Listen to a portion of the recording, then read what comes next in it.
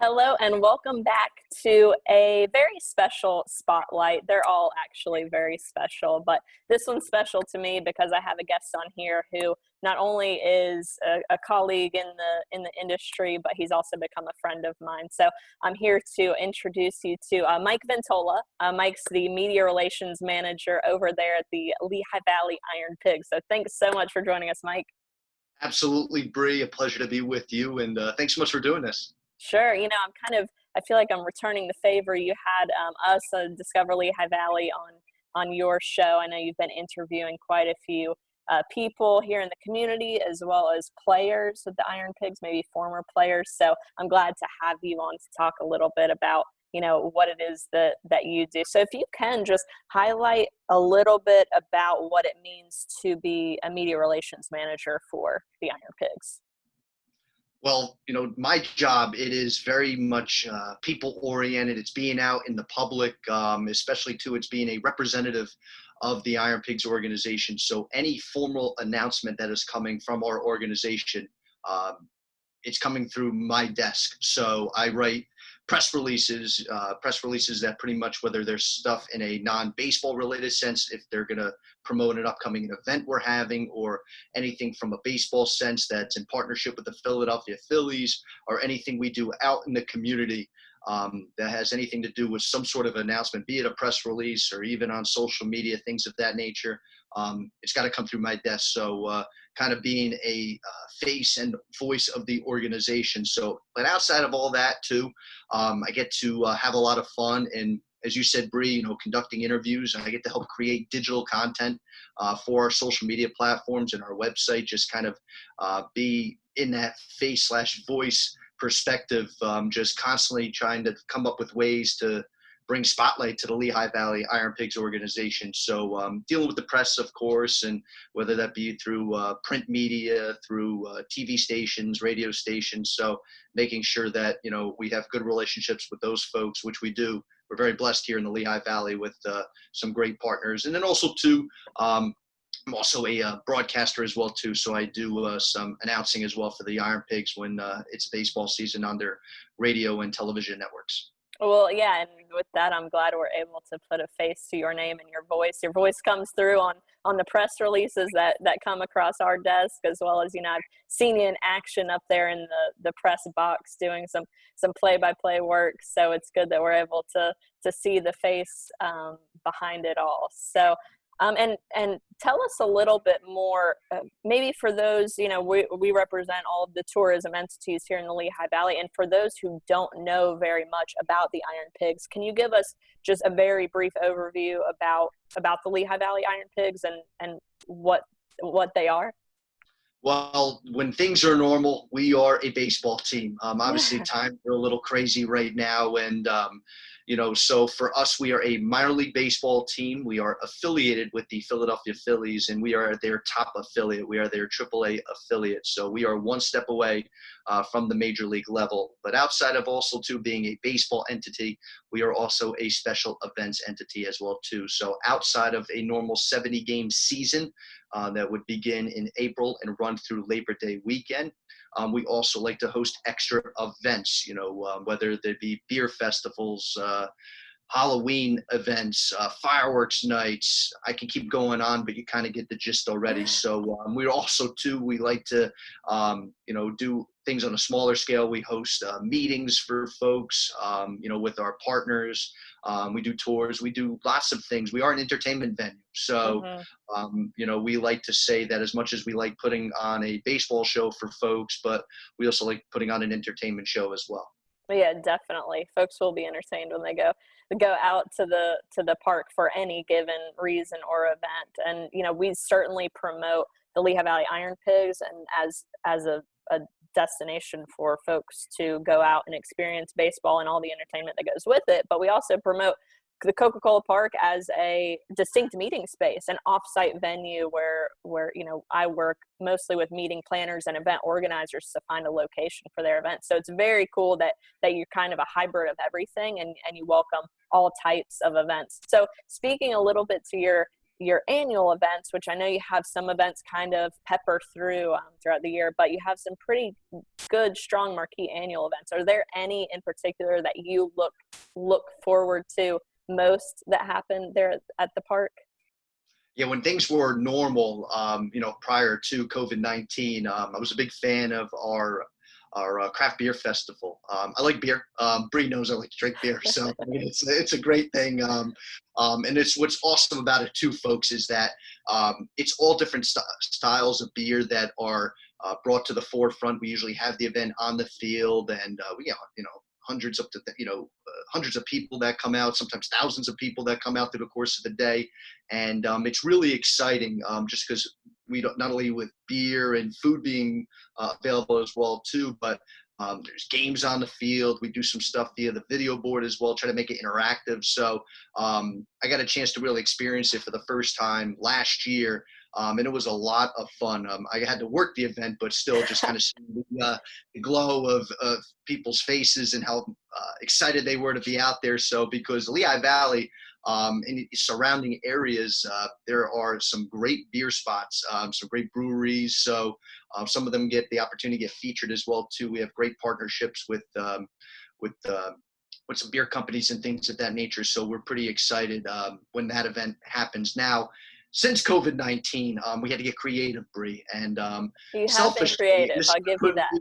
we had to, and selfishly, it's kind of put me at the forefront. But we hosted bingo since the end of July until early October, and I was the bingo caller, and it was so much fun. It really was. It was a blast. And folks might think, bingo, what's so exciting about bingo? Well, every Wednesday since July, we had hosted bingo, and we, due to the state guidelines, where we were only allowed 250 people out at the event as per the state guidelines, and it was packed every week. And That's great.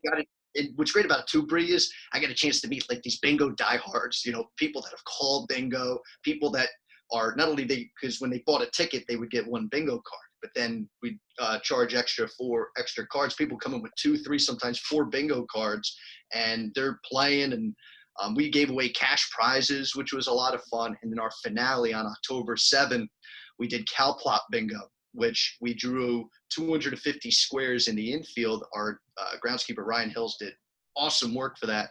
But then with Klein Farms, they brought not 1, but 2 cows to the ballpark, and they were just walking around on the infield. And then all of a sudden, one of the cows made their mark on the field, and someone won $1,000, and it was really cool to see. So we doubled the prizes on the grand finale bingo. But yeah, so that was an event that I really enjoyed, especially with all the craziness that's going on. And hopefully it's an event we continue, because something so simple as bingo really brought out a lot of people. It was a lot of fun. And truly, that's what it sounds like. You're trying to keep the park and the events that you put on top of mind for people, and finding creative ways to do that.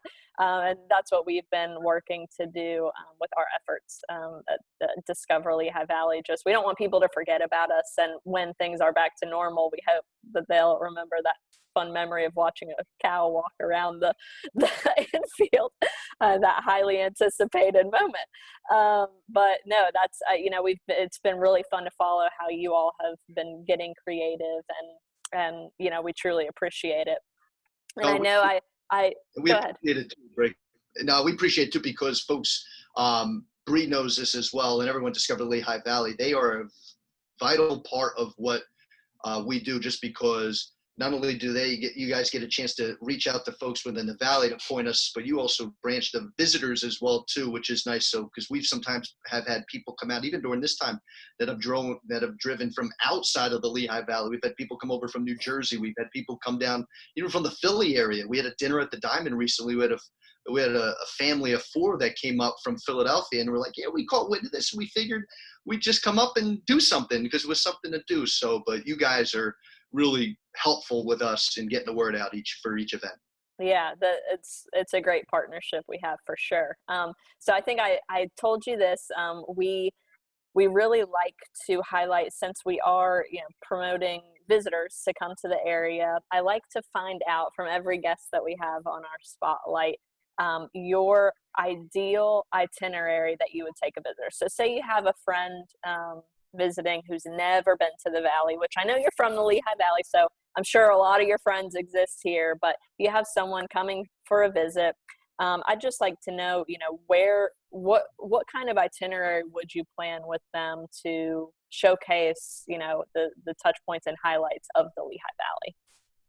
Well, for me, I'm an Easton guy, so I would definitely want to take them to my hometown into Easton. There's so much to do. The Crayola Crayon Factory. I know for sometimes that kind of sounds a little childish, but let's be honest. Who doesn't like crayons? And I would definitely want to take them on a tour through the Crayola Crayon Factory. I myself have been on it multiple times. It's always a treat, and they also have a when you go on the tour as well too, they also have a history section as well too, because Easton, of course, wanting to be one of the original locations where the Declaration of Independence was first read when it was written many, many years ago. So with that as well too, want to take, Easton's got a lot of history. Taking them to a show at the State Theater is certainly a treat as well. The Circle area, there's some great restaurants in downtown. But also, too, when you get to either the last weekend in July or the first weekend in August, my dear good friends in the Lebanese community, in my opinion, put on the greatest hidden gem in the entire Lehigh Valley, and that is the Lebanese Festival. For those of you who are unaware, the Lebanese community is very strong in Easton. They are a passionate, loving community, and they put on this festival for 2 days, and it is an absolute party. It is like when you step onto the concrete of the church that's located on 4th Street, their church. It is like you're stepping on the streets of Lebanon between the Wow. food, the music, the culture. There's hookahs lit up all over the place. It is a great time. Kids have fun. You get to see some of the traditional dances. You have folks within the community that teach the young kids about how to do some of the dances from the Middle East and from Lebanon. So it's really a great culture learning experience, and it is just a lot of fun. So, but also too, I can't continue as well. Got to take out a trip to Bethlehem. Main Street Bethlehem is awesome. Nothing's better than Christmas time in Main Street Bethlehem. It is, with Chris Kindle Martin, all that stuff, and then of course downtown Allentown with what all the great eateries and breweries that are there as well too. And of course, got to catch a game at Coca-Cola Park if it's baseball season. But of course, if it's hockey season, you can go catch a game at the Lehigh Valley Phantoms. Down at Yeah, the PP. it sounds like you need more than a day. Exactly. You need a couple weekends in every season. Yep. So yeah, I think Mike's gonna have lots of visitors. Absolutely. I After all have this. friends of mine from the Philadelphia area that I try to get them to come up. I'm like, there is so much to do, and the Valley. And it's funny, I've moved. My career has brought me to other spots around the country. I've lived in the Midwest. I've lived down south, and since then, I'm fortunate enough to come back home. The Valley, it is a melting pot, because not only with folks who are from here, you're getting folks from New Jersey, New York, Maryland, Delaware. It's just it's a really cool spot to not only live but also to work as well. And we're grateful that you've decided to bring your talents back to the Lehigh Valley. It's where it all started in your hometown, and we're excited that you're here and a true resident, and you really amplify our message, and as well as all these hidden gems that you mentioned too. So Mike, we definitely appreciate you. Is there anything else that you'd like to mention before we sign off for today? Just real quickly, just want to let the folks watching know that our gates here at Coca-Cola Park, we are open. We're hoping that obviously we get rocking and rolling in 2021. Hopefully April at some point we have opening day. In the meantime, we're looking to plan some more great events throughout the cooler months. So keep an eye out from all the neat things that we'll hopefully be sending here in the coming days. So Bree, want to thank you so much for allowing me to be on here and talk about the Lehigh Valley IronPigs. Awesome. Thanks, Mike. And we will definitely stay tuned. Appreciate it. All right. We'll see you soon.